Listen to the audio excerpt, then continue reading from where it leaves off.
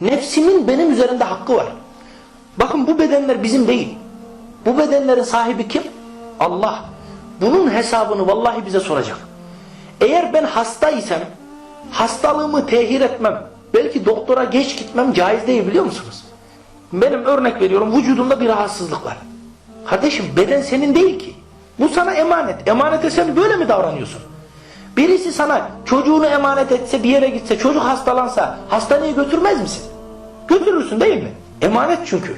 Allah da bu bedeni sana emanet olarak vermişse, hastalandığında neden ona gereken ilgiyi göstermiyorsun? Neden tedavi yollarına gitmiyorsun? Tamam, belki illa doktora gitmen önemli değil de tedavi için uğraş. Hasta olduğunda yat evde istirahat et. Kardeşim bunun hakkı var sende. Yarın Allah bundan dolayı seni hesaba çekecek. Hani hadis-i şerifte buyuruluyor ya, 5 şeyden hesaba çekilmeden kul Allah'ın huzurundan asla ayrılamayacak. Kıyamette bir adım öteye gidemeyecek. 5 şeyin hesabını vermeden.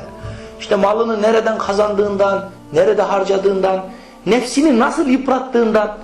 Allah soracak bunu. Sen nefsini nerede yıprattın yani? Bunun hesabını vermeden kesinlikle Allah'ın huzurundan ayrılamayacaksın. Hesabını verirsen cennete, veremezsen cehenneme. Allah korusun. Bu nedenle şu bedenlerin bizde hakkı var. Dolayısıyla bir Müslümanın bu bedeni katletmesi caiz değildir. Sigara içemezsin. Senin değil kardeşim bu beden. Nasıl zarar verirsin sen?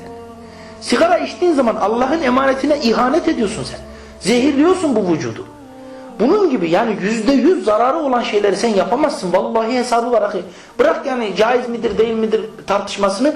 Allah bunun hesabını soracak sana. Bu bedeni nasıl yıprattın sen? Neden hastalandın? Şimdi adam kış günü tutar da üzerine yaz elbisesi giyerekten dışarı çıkarsa vallahi hesabını verir Allah'a. Böyle basit bir şey değil. Allah'ın emanetine ihanet ettin sen. Kış günü Allah atkı giymeni, şapka giymeni, elbise giymeni istiyor senden. Sizi korusun diye size elbise indirdik diyor. Seni koruyacak kardeşim bu elbise. İşte bunun gibi misalleri çoğaltabilirsiniz. Bu beden bizim değil kardeşim. Allah'ındır. Allah'ın emanetine en güzel şekliyle riayet et.